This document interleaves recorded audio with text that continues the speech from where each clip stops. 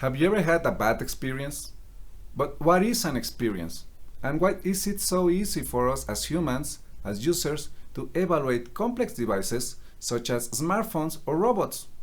And more so, to do it quickly and intuitively. Every one of us is unique in our physical and psychological characteristics, including our personal preference and our emotional state towards the device in question. So, it is rather unlikely that different users share the same experience toward the same device. Fundamentally, it is very hard to define the human experience. Instead, I follow a user-centered design perspective, recognizing the qualitative evaluation of the user experience as a valuable feedback tool for designers to measure a real-life performance of a given technology. My name is CarlosGilberto, and my PhD research is focused on the relation of two streams of data generated during the human-robot interaction: the qualitative data assessed by the human and the quantitative data assessed by the robot.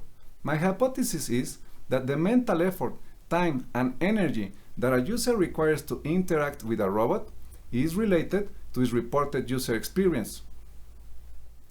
In line with this hypothesis is the interest in developing technologies oriented to enable natural language human-robot interactions.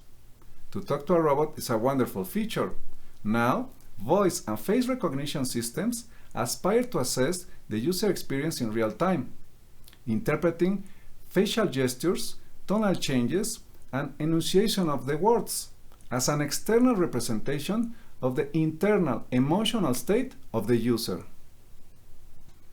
Nevertheless, audio and video data processing features imply the need for cameras and mics, raising privacy concerns regarding personal information acquisition.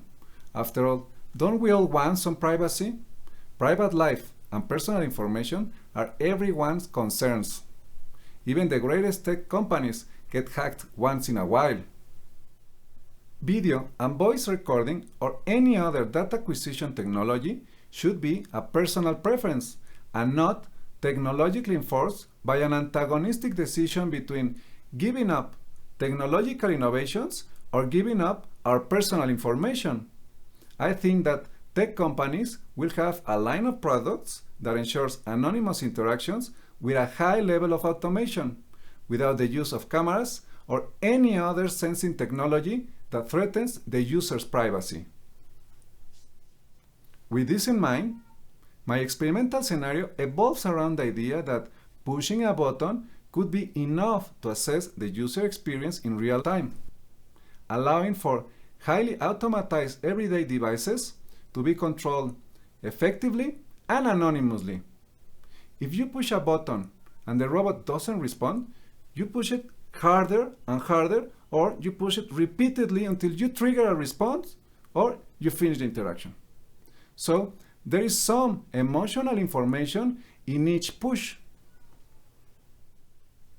In this regard, I designed and built a desk lamp robot with high precision force sensors implemented as buttons, where the participants have to set the height of the lamp, the luminous flux, and the projection angle as they prefer. But how the robot behaves to meet that personal preference corresponds to one of 72 combinations of 4 experimental variables. These 4 experimental variables can be described as 4 questions. 1. How hard must I push the button to trigger a robot response? 2.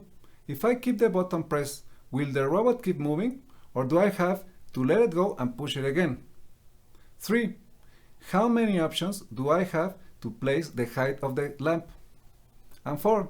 How fast does the projection angle change?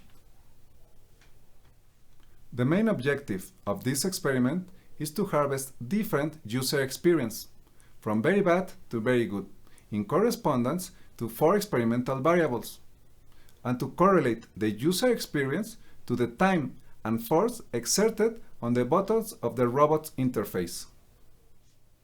Finally, it is my belief that human-robot interactions will include adaptive and cognitive ergonomics through ubiquitous, haptic, and affective technologies.